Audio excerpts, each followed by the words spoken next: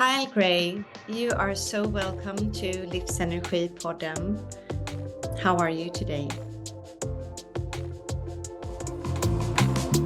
Yeah, good, thank you. A little bit jet lagged actually, but I was in New York the other day, so Oh, still poor trying you. to yeah. How was New York? Yeah, it was good. It was good. I had 3 events last week. So I was doing New York, and then I was in South Carolina, and then I was in Denmark. So it was like a jumping across the Atlantic moment. That's Yeah. fantastic. Do you do a lot of events around the Not world? really, not anymore, to be honest. I've found that whenever I seem to do them, they're always on the same week. Uh, but I was in Sweden this year. Yeah, so I did an event in Sweden, With uh, who and where? Varberg. Varberg, Yeah. close to Gothenburg. Yes, close to Gothenburg. And I was there teaching at a yoga festival. Yes, I remember that now. That's Yeah, correct. I am yeah. sorry that I wasn't there. It was really cool. It was one of my friends who is a senior yoga teacher teaches there every year, and he invited me to join the faculty for the 4-day event. It was really fun. So what did you do? Are you also a yogi? Yeah. Done 5 teacher trainings in my life, and yeah, I was teaching Kundalini yoga and meditation and chanting at the event. Oh. Yeah, it was super. So next time, will you come and play with me?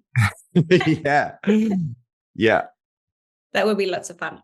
So, Kyle, as we just spoke before we started recording, and I Mm, just want to repeat that we have talked before, you and I, but I think mhm, it's like 4 or 5 years ago, and it was around the launch of angel prayers in Swedish called Änglarnas kraft. mhm. And that's a long time ago, and a lot of things have happened since. And if you were kind of in the beginning of your author life uh, Mm, back then, now you are quite established with a yeah. long list of card decks and books and etc. etc. So Because I wrote angel prayers 12 years ago. yeah, okay, yeah, but So it it's came to yeah, Sweden much later, I think in much later. 2017 or 2018. Right, okay, yeah. Yeah. So I wrote it 12 years ago, which is absolutely mad, you know. Yes. And now we're here to talk about raise your vibration, and Raise your that's vibration. also Yeah, raise your vibration. I love that book. and it's a loved book by many. Yeah, that one was the book that reached more people than I realized it would. And it was a book that I think has its own kind of mission, that has its own thing, because when I wrote Raise Your Vibration, my main intention was I just wanted more people to feel lit up.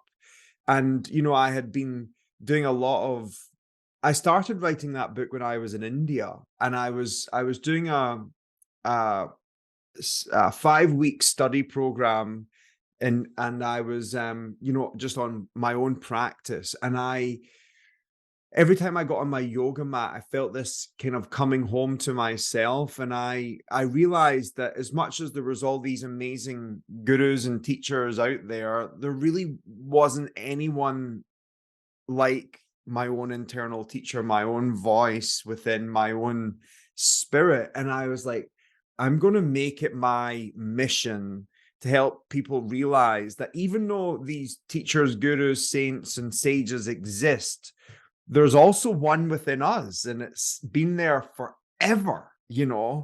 And we can actually come home to ourselves and actually find that. And that's when I felt the call to write Raise Your Vibration. Because I think there's this idea that raising your vibration, how do you say it in Swedish? What? Höj din vibration. Oh, so it does still interpret to vibration. When you raise your vibration, there's this idea that you are leaving the body or going somewhere else or reaching this, higher place. But it's almost like you go up to go in, Yeah. and I realized that raising your vibration is just ultimately making a conscious choice to be a light wherever you are. And I really believe that if you feel called to that book, it's this kind of mission. You're being invited or recruited from the universe to be the light wherever you are. So at the start of it, I kind of do this big call. I say, if you're reading this, you have been strategically placed where you are right now. You have an opportunity to live a more purposeful life. That's what that book's all about. And it's beautiful, and it's got lots and lots of exercises, or it's not exercises, it's, how do you say, like each. It's like a daily practice, Yeah. and it was inspired by this other book. To be fair, there's a book called A Course in Miracles. I'm not Yeah, you might know it. And that book is a 365-day practice in forgiveness, and it takes 1 year to complete it. So I wanted to make something that was a little bit shorter and easier, and also kind of in a more modern language. And I was like, I initially wanted to write a book for like millennials. That was really the feeling I want. Like, I love what I hear, but I also can definitely say that this is a book for everyone. I really do believe it, because there's people out there, from all walks of life who have read it, but it really did do something, this book, when it first came out, because there was like Marvel characters reading it and posting it online, and so it reached a different group of people. Yeah. Or a parent would start reading it, and then because it looked cool, Mm. their kids would pick it up and kind of start trying out some of the exercises, which are really just simple practices and shifts of perception to think differently. Yes, but that's what I love about it, because it helps us in so many ways. Whatever you feel like today, you can pick something up Yeah. that suits you, and it can help you raise your vibration today or tomorrow, so it's a help and Mm. a reminder. And you can use it as an oracle, or you can use it, section by section. So it's up to you. And I've noticed that a lot of people don't recognize that raising your vibration is not a one-time thing. And, I think a lot of people think they have this like aha moment, and then, whoa, I'm going to be spiritual for the rest of my life. And I think that raising your vibration is something you don't just do every day, but it's something you do in windows throughout the day. There's going to be highs and lows, like if you have a tricky, sticky conversation with a colleague, you can feel a little bit depleted, and then you might go a walk with your dog and you might feel topped back up again. Mhm. So I wanted people to have this accessible toolkit, that you can come back to time and time and time again, just to recenter yourself and get back into that space of living more consciously. But there was this book was also uh a response to there's a few different books out there that I read and that really influenced my life, but I also felt like it could have there's a missing part. And there's a book out there that's done exceptionally well and it's changed so many people's lives, and it's called The Secret. Mhm. And The Secret tells people that your thoughts create your life, and you attract your life. Like how you feel attracts the experiences of your life. And I really believe in that. But there's a whole host of people out there living in the world, especially in more current times, with heightened perceptions, a sense of overwhelm and fear from the world. And there's more and more people being diagnosed with anxiety and depression than ever before. And so a lot of people out there are concerned because they have anxiety and they have depression, and they're worried that feeling these feelings are going to create bad things in their life, and it creates this vicious like circle. And I wanted to write a response to those people who were feeling anxious but also wanting to live more spiritually and live more consciously. And what I realized based on, you know, my own personal experience, that even if you do have anxiety, even if you do have depression, that doesn't mean those feelings that are negative or overwhelming are going to create bad things in your life, especially if you have a spiritual practice. If you can have something you come back to throughout the day, like a 5-line affirmation or prayer, or something that just helps you breathe for 1 minute throughout the day, I know for a fact that if you continually keep coming back to that, the intention behind that will far outweigh the energy of your anxiety and your depression. And it's the positive little thing that you've held on to, like an anchor throughout the day. That's what's going to create your life. Yeah. And that's so important, you know, because I think people are like, I don't believe in that secret stuff because I've got anxiety and depression, or they stay away from it because they're trying to stop having a negative feeling. And we know that if you avoid how you feel, you're going to create more problems. You know, it's essential to feel how you need to feel, because once you've done that, then you can decide, how do I want to feel now? I think you're on to a very, very important topic.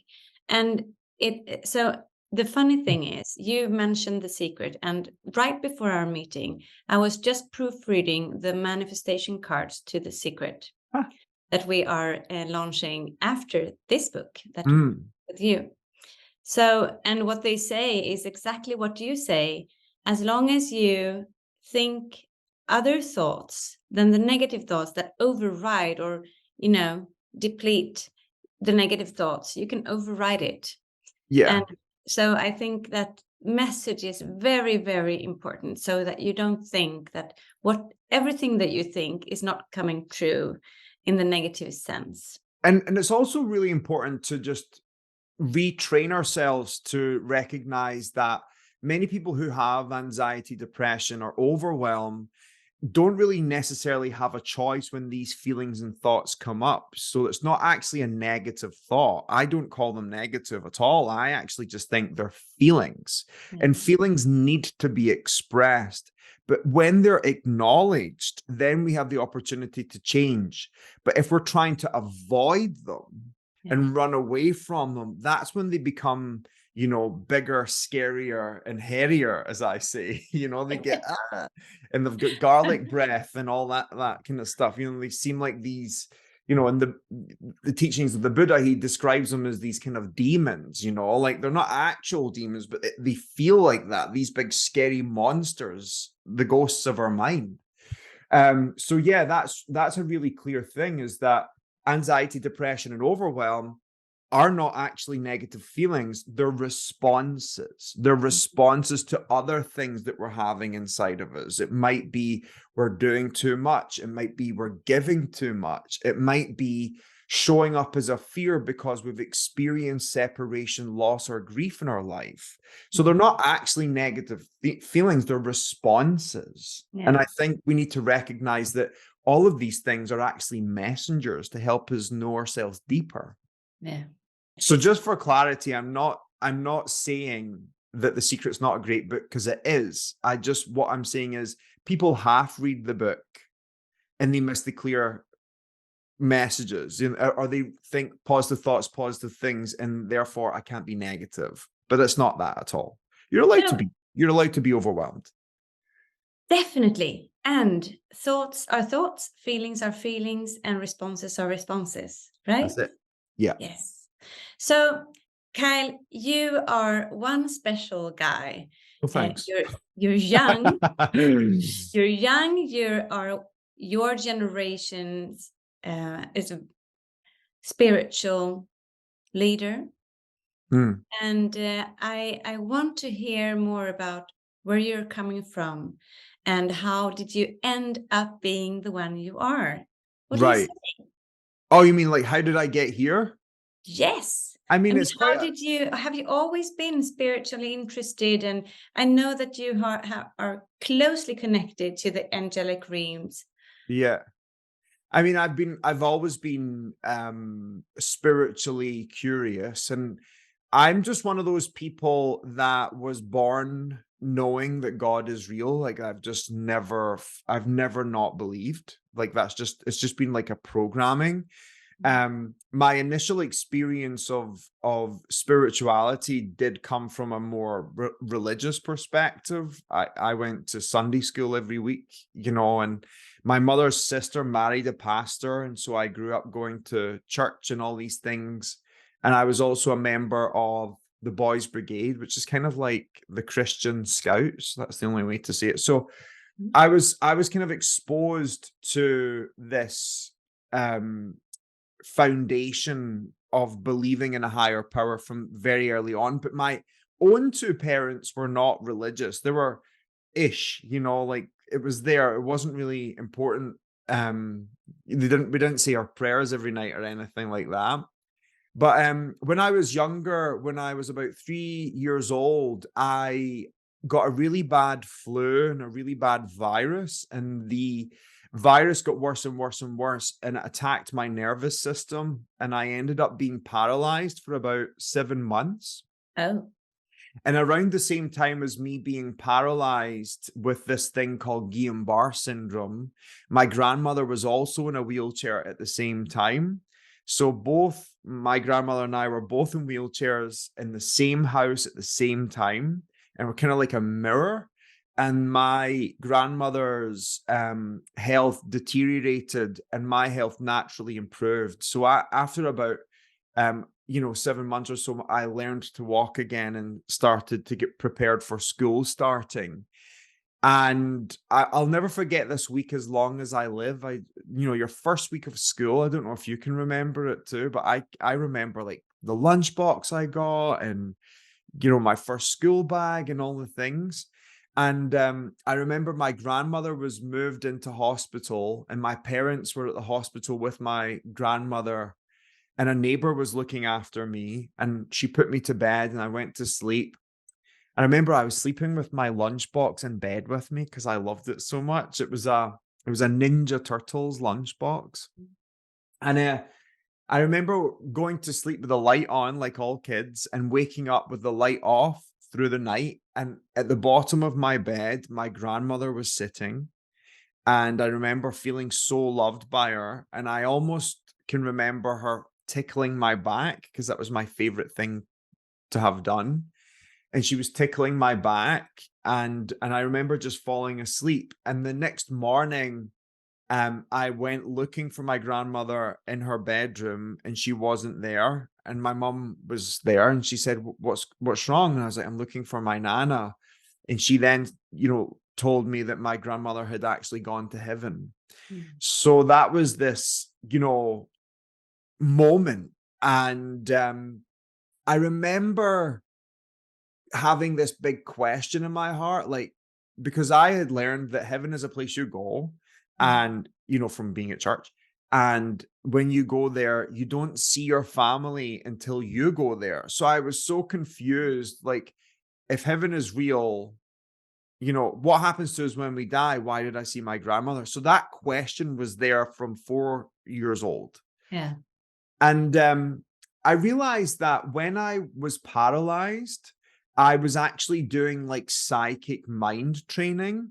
because I couldn't run from room to room. So I would close my eyes and I would imagine myself going to the next room and watching my parents. I would feel what was going on. I even developed the sense of knowing what food was cooking just by the smell of it. I was super heightened. And my parents called me Hoover ears, which I don't know if that makes sense to you, but a vacuum, because Yeah. we call them Hoovers here, because I could hear everything, Yeah. Ah, every little conversation. So I feel like I was tuning myself beyond my body. And I think that's why I was able to pick up my grandmother's spirit, because I was so able to go beyond the body with my senses, that I was maybe able to experience that. So to cut the long story short, my parents just wrote it off as a dream. And over the next few months, I was having these vivid experiences of people in my bedroom at night, people coming to visit me. And so my parents took me to the doctor, and the Mhm. doctor just said I was a hyperactive child and probably just having vivid dreams after all of the operations and stuff that I'd had. Like, I had lots of lumbar punctures and all these kind of Yeah. traumatic things. And I also had this headache that just would not go away. And it stayed with me for 11 years. I had Oh. an 11-year headache. And it wasn't until I got to my teenage years that I started to kind of look into the spiritual realms. A TV show had come on TV called Buffy the Vampire Slayer. I'm sure you'll know it. Yeah, we have And it here too. yeah, yeah. And Buffy was literally the TV show that gave me a place to belong, because there was all these weird and wonderful like teenagers in it. And it made me interested in magic and crystals and all these things because they used them in the show. And eventually I landed on crystals and energy healing. And it was then a family friend who'd said, "What about angels? Have you ever been interested in angels?" And I wasn't opposed, but I wasn't fully drawn to angels from the get-go. And it was because when I was in my teenage years, I was still going to church, and my Sunday school leader, who was my cousin, said to me, "You have to choose between God or Buffy." And I chose Buffy. So Oh, I hadn't felt fully accepted and not good enough constantly in this kind of church space. And so I actually came out of all of that, and I was, a bit more alternative. And when I did started, Buffy offered you a wider space? it Yeah, opened me up. It was just yeah. like, hey, there's more to this. Mm. And you know, when these shows came on TV, lots of Christian churches were kind of against them. They were kind of the same with Harry Potter when it came out too. It's like, because it was magical and witchy and all that, and Why, Hickson. why are people so afraid of magic? Um, I know the answer to that. Yeah. I think the reason why religion, particularly the patriarchal systems of religion like Christianity, Judaism, Islam, was against religion, because they all stem from this Abrahamic religion system. They were trying to get as many people in their congregations as humanly possible.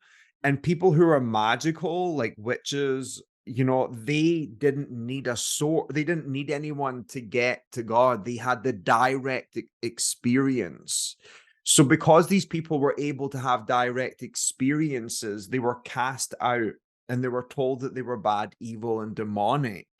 So that was then a fear-based thing that allowed people to be scared to go near them and chastise these people. And then that brought more people into the congregations of these mainstream religions that were trying to kind of find their feet in the earth. Yeah. That's why. Yeah. Yeah. Good answer.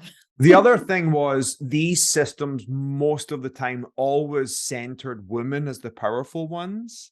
And so therefore, in order for the church to become what it has today, they had to kind of make women the lesser being. Yeah. Lovely. Yeah. It's so modern thinking. Right, exactly. So that's why these were all made demonic and scary, but really they're not. If you know anyone that's interested in earth magic or these things, it's really about reverence for the earth, respect for the earth. You'll never find kinder people, No, that's true. you know. Perhaps better people for the planet. Yeah, exactly. Most of them are like activists and animal people, and they love, they'll do anything to save like a spider, and these are people who really respect the planet. Yeah, that's true. So I interrupted you on the story about you actually coming into and more interested in the angelic realm. So I was interested in this angel thing, and it was my dad's girlfriend at the time. She said, "Why don't you come upstairs and I'll read your angel cards?" And I was like, "Well, that sounds fun." So And I she remember, was a bit into this. yeah, she was interested in like Reiki and healing and all these different things. And I picked an angel card and it said synchronicity on it. Mhm. And I didn't even know what that word meant because I was like 14 years old. Yeah. But my birthday was coming up 2 weeks later, and I got gift vouchers and for a bookstore, and I used that to buy my own angel cards. And I went to the library and I took out every book on angels I could find. And the common denominator among all of these books said something like, if you want to be helped by angels, you have to ask them. And I was like, okay. So I remember just trying it out. I was like, if angels are real, thank you for taking away my headache. Yeah. And that was my initial prayer. Because I had been taking, medicine every single day for 11 years for my headaches. I was off school all the time. These were not just headaches, but migraines that interrupted my vision and my sight. I would be violently sick if I got one. And over the space of a few days, they just disappeared. I remember just saying to my mom, I'm not taking my medicine anymore. And I mean, I'm not telling people to do this, but that's what I did. And I never got one again. That's so interesting. Yeah, it was really, really like a moment. And Yeah. I was like, okay, these beings must be real. I'm going to learn everything I can about them. Yeah. And then I started to learn about this work of a woman called Louise Hay.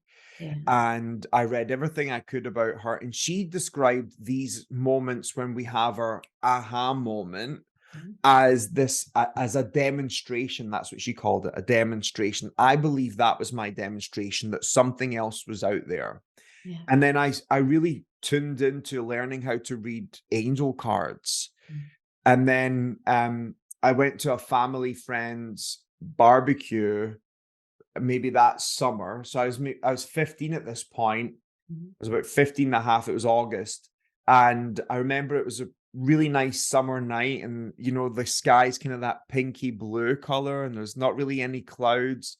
And we're going to my mom's friend's house. And she lived in like an apartment block that's shared a garden with the apartment block next door. So it was like a communal, but she had set up benches and, a barbecue and all these things. And we went to that. And then she brought some of her friends from work Mhm. there. And that's the people I would start practicing doing readings on With your cards, with with your my cards. yeah. And it was at that barbecue I had my first angel encounter, and I was not prepared for it. I basically had the angel cards out, like on the table.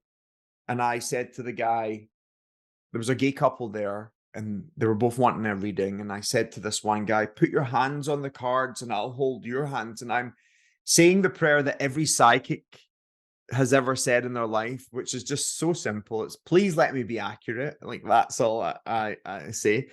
And when I was doing that, I just started to hear music in my mind. And it was Destiny's Child, Survivor. The song goes, I'm a survivor. No.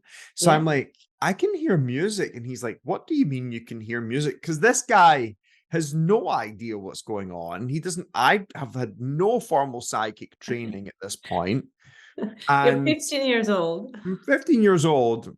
Like, I think I'm Angel from Buffy. I've got like the leather jacket on that goes all the way to the floor and it's summer. So I'm like, I can hear the song Survivor by Destiny's Child. I feel like it's a message for you. Like that's basically what I said. And I had been watching this TV show called Most Haunted. Mhm.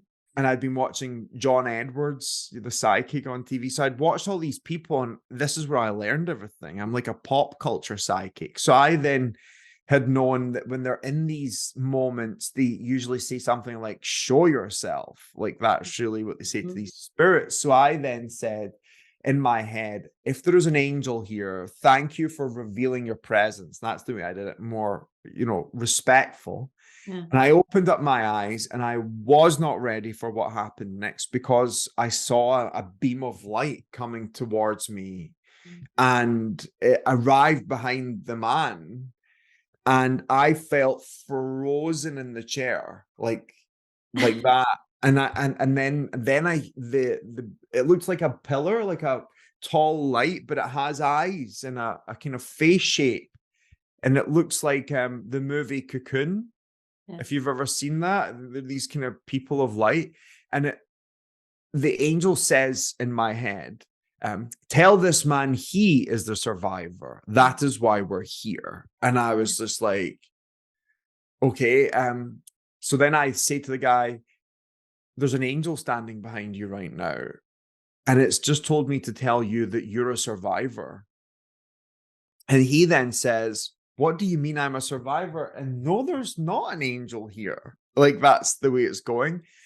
And I then started to like randomly just say, it feels like you've tried to leave the earth and something is keeping you here.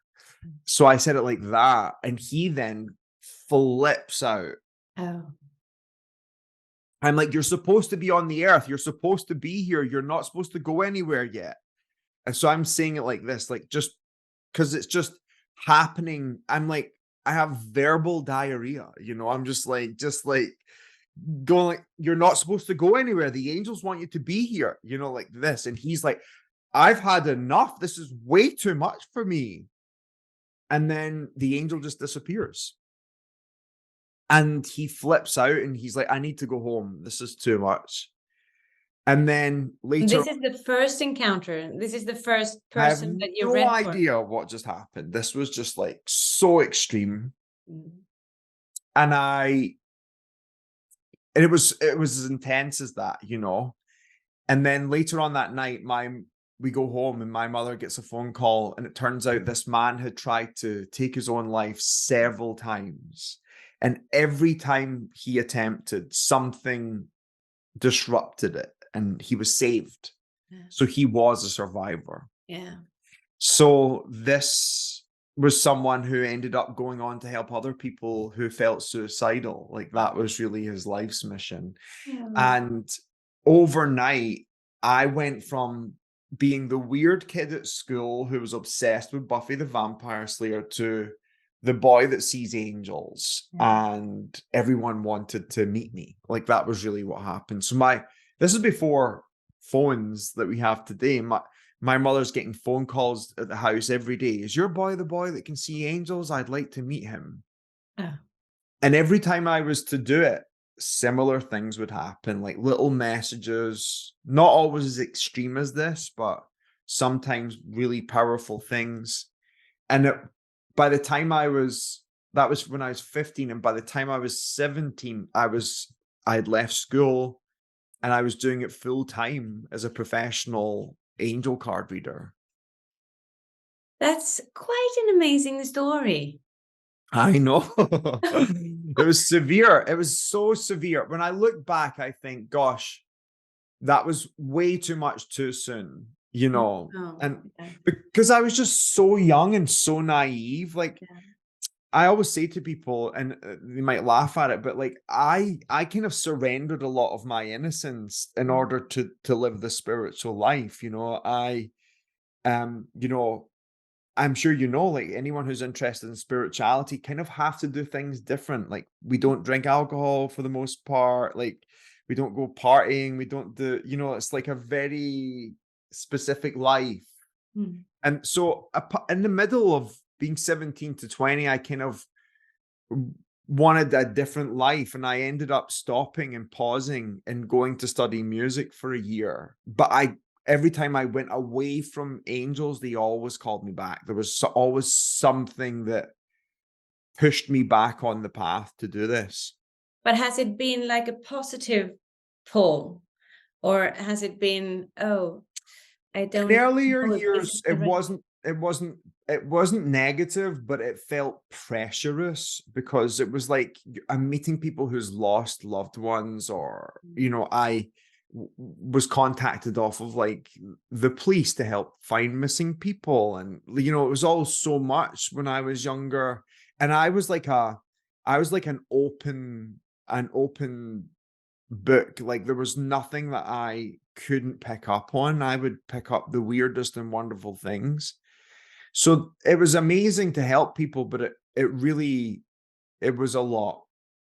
And Yeah. that's what in my 20s took me down like the yoga route, and that eventually led me to raise your vibration, because by the point of me getting so good at being psychic, I ended up obese, like so overweight, because the only way for me to get to sleep at night would to eat like heavy fried foods, because I couldn't switch off.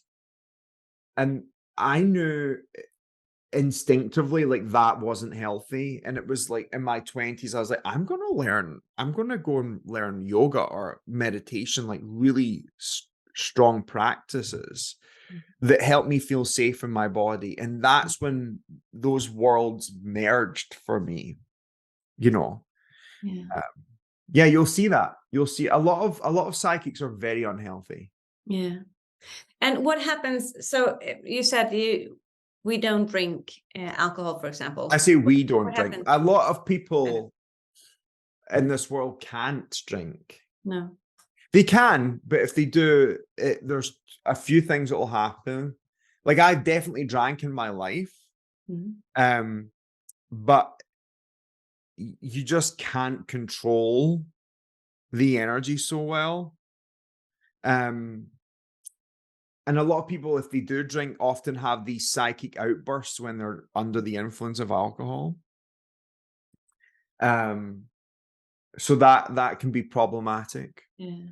There's not anyone I know who's interested in this who does drink. When they get drunk, they start to try and channel, and it comes through wonky. Yeah. So that was something that I wasn't a big drinker. I could always do 1 or 2 beers, but in more recent the last 3 years, I've not had 1 drop of alcohol, and I've never felt so clear in my life. No. I Yeah. can imagine. Yeah, it's a good feeling. Tempting every now and then to just get off the track and be sober 100%. Yeah, it feels good. Now I'm kind of like, I'm very much, when I do something, I do it hard, So now I'm like, kind of observing the system of alcohol and how it's used. If we're sad, we're drinking. If we're happy, we're drinking. If we're meeting, we're drinking. If I'm on my own, I'm having a drink. If I'm having my dinner, it just feels like if I'm hungover, I'm drinking. Oh, that's weird. So I'm just like, that's really weird that we've been encouraged to live this alcohol-centered lifestyle, which is actually just poison and making us sick. Yeah, it is kind of weird that we have introduced that kind of how do you say, culture. Yeah. into our life, like as something that is very normal, as opposed to drinking water to the dinner instead of sodas and stuff. Yeah. Crazy. So Kyle, where are you in the world right now? Where is home to you? Scotland Still. Yeah. What city? I'm just outside Glasgow, Glasgow city centre. So I used to live in the city, and then I'm a little bit older now, and I have 3 dogs. So Wow. I now live in just kind of in the suburbs between the mountains and the city. So very nice. I've been to Edinburgh. Most people have. Glasgow's a little bit more edgy. More edgy. More edgy, yeah. I like Scotland though. Me too. Yeah, it's beautiful countryside. I think if there was any other place that I would live, it would be LA. Yeah. Yeah. Completely different. Very different. I think it's a great place, but I feel like the cost of living there is just so crazy. And you have to drive everywhere. Yeah. Yeah, so. Sure. So this is where you live. I know that you have a very close connection, or if I remember correctly, let's say that from our last talk, you have a very close relationship to your mother. Yes. Yes. Yeah, She's so she working with you. lives 5 minutes away. Oh, yeah. Yeah. That's good. Do you have any sisters or brothers? No, just me. Just you and your Just dog. me. What kind of dogs do you have? I have a Chihuahua, Mhm. a Pomeranian Chihuahua cross. Oh, Yeah, and a German Shepherd, German Shepherd. big one. So you talk to them? Can you Uh, communicate? I mean, I can read them like a book, let's say that. Yeah. But we've got a very good home energy, My dogs they'll only bark if someone comes to the door. There's not like constant barking. It's a very quiet home. Yeah, it's nice. Yeah. I Sounds love it. nice. Yeah, I might get another dog. We'll see. So who takes care of your dogs when you go traveling around the world? Oh yes, I've got a whole team for that. Yeah. But I Okay. don't travel that often anymore. Yeah. So that's why that was a conscious choice. I was like, I'm not going to travel as much as I used to, and I'm going to get a dog, and that's going to anchor me, So I It only usually started does. with one. You start with one dog, and then he's that size. It's like Mm, a tiny dog. mm. Is that your first dog, the Chihuahua? Yes, Thor the Chihuahua. So cute. So what's your next thing? I mean, you've been writing books and creating cards for many years now. How old are you, by the way? I'm 35. At 35. So you've been doing this for 20 years. Yeah. Yeah. What's your next thing? Are you staying here? Are you writing more books? Are you going into a different medium?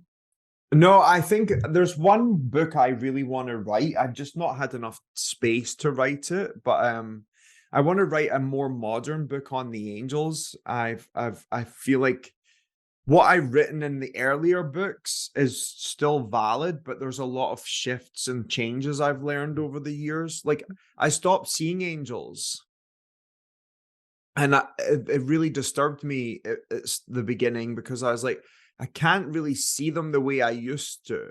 Mhm. And I remember asking, why can't I see anymore? And the angel said, well, the truth is our vision was actually an illusion. We're never not part of the one, as are you. And so angels exist in the one, and they appear to us, but they're not separate. They're always with the one. So like I want to write about all that kind of stuff. That was And hard for me to get my head around. Can you do I that one more know. time? Yeah. What I'm saying is angels are part of the heart of the universe. They're Yeah. not separate from it. Uh, So they're more like, it's more like if God was to be a brain, every time the brain was to think, the thought would be an angel. They're yeah. in the mind. Yeah. They're not actually individual entities. So that was a big shift. And so Did then that mean that you were, how do you say, you had come that far to that it was enough? You don't need to see us anymore because that's the I reality? can see them in my mind, but I used to Yeah. see them like with my eyes. Yeah. Yeah. So I developed a level of awareness that got me beyond what I used to see, Yeah. which is really, it was kind of jarring, because you spend your whole life telling people you can see things and then you can't. I mean, it still shows up a little, but it's And not the they're way. still there. They're still there. But Yeah. now it's like I go in my mind and I connect to the one, and the intelligence is there. So, there's like a lot of famous psychics out there who say clairvoyance is the highest skill. And what I've come to learn is it's actually feeling. Because when we die, we are not going to be able to see anymore. No. We exist as an expression. So feeling is the most important. That's kind of courageous to challenge what you have heard all your life, kind of thing. Yeah. So that's the one thing I would really like to go and write about next. And other than that, I think, I've got a deck a year every year until 2026. So I think I'll have 12 decks by then. Oh, so Yeah. what's the next one about? So the next one comes out. Let me just say that book about the modern angel world or realm. I want that one. So start writing. Yeah, I know. I've tried. It's really hard to carve space. So no pressure. I've got another deck coming out next month, and the Divine Masters Oracle, that's called. And then in March or May next year, I've got another one coming out called the 22 Archangels, just 22 cards. And that was inspired by, I love Pokemon and I love Star Wars. But when you're interested in Pokemon, you can buy a thing called an expansion pack. Yeah. And you can get extra cards to put in your Pokemon deck. So I've created an Archangel expansion pack. So if you have my Angel Guide Oracle, you can buy the 22 Archangels and they go into it. You can mix the decks together. Oh, that's good. Yeah. So Angel Guide, 22 Archangels, and the Divine Masters all work as one deck. So you can put them all together. And the Angel Guide, do you have the front of that, the box? Yeah. Because some of them are translated into Swedish and some are not. Yeah, well, this is my favorite one, the Angel Guide. Yeah, oh, that's quite new. Yeah, it's 3 years old. Yeah, to me, it's new. Oh, yeah. So, yes, that's one. And then I have another one, the Angelic Activations, which is going to be an angel on the front and a prayer on the back. Yeah. And then after that, I have a Celtic Oracle coming out. Oh. Yes, for my Scottish roots. Of course. Do you how do you say, do you honor the Celtic tradition in life? Oh, yeah. Yeah. Yeah, my grandmother was very superstitious. Let's just say that. And yeah, so I always acknowledge all the Celtic festivals, the Wheel of the Year, the solstices and the equinoxes is a kind of big part of my life. So yeah, very interested in Celtic spirituality. And it's really where I started, because I started with the witchy, earthy stuff, so Yeah. yes. So is it very present in Scotland? I would say a little bit, yeah. I feel like I have these very powerful experiences with it. I'm more of a mountains over the seaside person, I like to be in the trees rather than by the water. And I love animals. And I like, for example, that a fox comes to my home every day and I feed him every single day. He has his own bowl and stuff. And fox magic is like a big thing for me. So I've got in that new deck, I'll have like a fox card. And I also love robins and they come to me a lot. And so there's like a robin card. So there's a lot of folklore in the oracle. What is the robin? The robin's my grandmother. Yeah, but what is the robin? What kind of creature is it? It's a bird. A bird, yeah, that's right. The robin redbreast, like Batman and Robin. So whenever I need to hear from my grandmother, if I'm worried about something, for example, my mother's not been so well recently, and it's been a little bit stressful. And the other day I came home and I hadn't even made my bed yet, which is crazy because I always do that as soon as I wake up. And I opened up my blinds and there was a robin redbreast sitting in the basket of my flowers on the window. Yeah. So I just knew that everything was going to be okay. Yeah. So that was really cool. And Angel. I have these signs that happen to me all the time, everywhere I go. Yeah. Yeah. Wow. And you are also attentive to them. Isn't that one of the key things for us, to actually be attentive to all the signs that come to you? Yes, and saying thank you to them. Yeah, that's Peop true. So can I tell you something? This Mm, morning was so funny.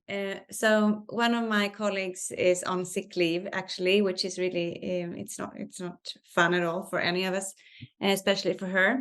But that has drove me into being more into social media myself. mm. So I've been, and actually, social media in that sense has been kind of it's been it's a tool for me to actually stay more active and attuned when I go into the woods and stuff and see, so what do I actually see here? So this morning I took a picture of a tree. We had a really, really windy day yesterday. So I Mm. took a picture of a tree, and it had lost a big branch. So do you see what I see? Yeah, that's amazing. Yeah, so what An do you see? angel. It's an angel. Yeah. So this is the card from this morning, and I knew, and this would not have happened if I wasn't forced into noticing everything on my walk. And I realized that I'm meeting Kyle this afternoon. So Mhm. this is a sign where they're here to tell me that this is going to be a good day with the angels around us, to believe in angels. 100%. Yeah, Very cool. that's cool. Yeah, Yeah. well done. I was I happy. always believe that whenever you see a sign, you are on the right path. You're on the right track, because in order to receive a sign, you have to be in energetic alignment. You have to be able to receive it. So Yeah. if you get a sign, it means good things are happening. That's a good message to send out to everyone who's actually listening or viewing this, because sometimes I believe that we might force ourselves to, I have to be attentive to all the signs around me, but also perhaps just be, how do you say, be okay with the fact that when I do see a sign, that's a sign in itself. Yeah, like when a sign shows up, it's unmistakable. Yeah. That's the truth. It's unmistakable. You can't not see it. Yeah. Thank you. So, Kyle, we're about to. I know that I'm asking a lot of your time. So, do you have any hidden talents that you want to reveal to us here in Sweden? A hidden talent? I don't know. I think Hmm. I don't know if I hide any talents. I think I show everything I've got. But more what you, I know you were kind enough to let us know that you really like Star Wars and Pokemon. Is Yeah, there I anything love else we Star should Wars. know? The whole Star Wars shelf above. Yeah. Yeah, I love Star Wars. That's one of my things. I can do the splits. That's a Oh, talent. yeah. Can play harmonium. That's a Mm. talent. I don't Wow. know if you've ever heard my music, but I have a whole album of chanting. That's like a really big part of my life. And Oh, during the lockdown, I was always really interested in singing. And in the lockdown, I learned how to play harmonium, so traditional Indian style rags. And yeah, I really enjoy chanting. It's a big are thing. they on Spotify? Yeah. Yeah, under Mhm. Kyle Gray. Yes. Yes, good. Yeah. I'll pick up on it. Great. And yeah, so I think that's maybe it. And yeah, I don't know if I've got anything else hidden. It's not hidden anymore. No, I Yeah. think that you're very personal, and you are giving us a lot of information about yourself, and it feels so good to know that once we release this book, everyone in Sweden who doesn't know you already Mm. get to know you a bit more. Yeah, I love that book. I'm really proud of it. And I know you've got the new version, right? Yes. Yeah, great. I am thinking of creating a cover that is quite sparkling and, shining. Yeah. and something for the new year because it's coming out in January. Okay, cool. Yeah, the cover on the UK edition was by my friend who I did an oracle deck with Yeah, afterwards. Yeah, so it love it. was black. The second one was black, I think. Yeah, both of them were black. It's just Yeah. more, it's like a rainbow. I wanted to make it I originally wanted it to be a snake eating its own tail Yeah. for the Kundalini, but my publisher said it wasn't mainstream enough, so we just made it a circle. Mm. It's lovely too.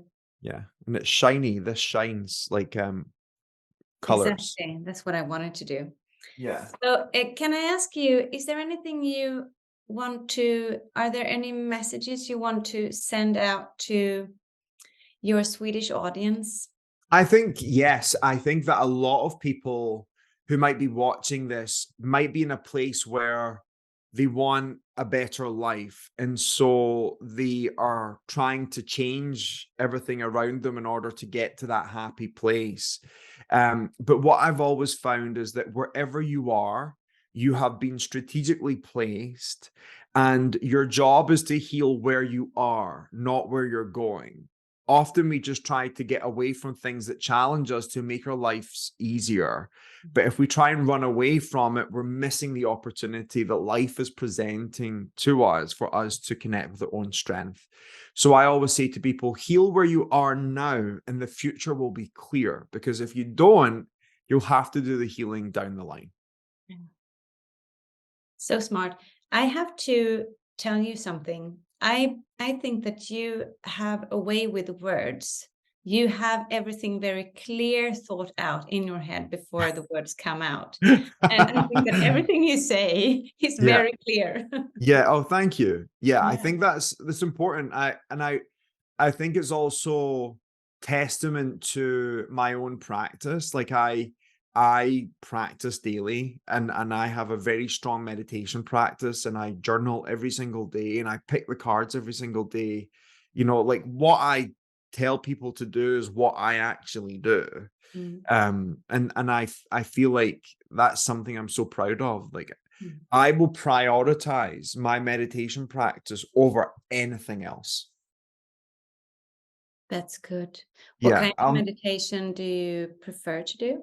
I do a Kundalini style meditation. So it kind of starts with me. I usually write my gratitude before. Um, I just finished a 365-day journal. I finished that and started a new one, Star Wars style journal. But I write my gratitude of the day. I always write down 6 lines of blessings. Then I'll just like sit quietly, and then I'll tune in and I'll chant a little.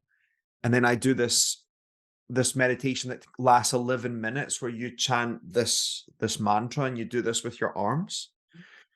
And then right now I'm doing a healing meditation for my mother. So I'm doing that for 40 days and 40 nights. And so I then do that, and then I do an angel prayer thing. Mhm. Then I'll pick a card, and then that's me. So that's usually what I do every day. It takes me around 40 minutes a day. Yeah, that thing with the spiritual practices, I think it's a hard thing to get into. The thing is, Every now and then. people are interested in spirituality, Yeah, but most people aren't willing enough to do the work, and no, that's what stops them from being free. yeah, from being free. Oh, yeah. Yes, I can hear what you mean by that. Definitely. Yeah, it's like, It's like I'm, getting there. I want to be there, and then it's like, well, it's not for you right now, Alex. It's coming soon, later. yeah, yeah. When I made it a thing where I did 1,000 days in a row of 22 minutes meditation a day, and I couldn't break the cycle, because if I missed a day, I'd have to start the 1,000 over again. So I was not stopping, and then I never stopped. No. Yeah. I can imagine. That's a good thing. I think a lot of signs are telling me commitment. in many different ways. So what we're talking about here is a lot of commitment. And I get commitment from Me too. Yeah. all over the place. Yeah. I'll still choose my practice over anything. If I'm missing a deadline, well, that's an issue for someone else. Good. That's good. Thank you, Kyle. I appreciate it. Enjoyed this. Nice to meet you. Thanks so much. Thank you. Have a great day. See you soon. Thank you. Bye-bye. Bye-bye.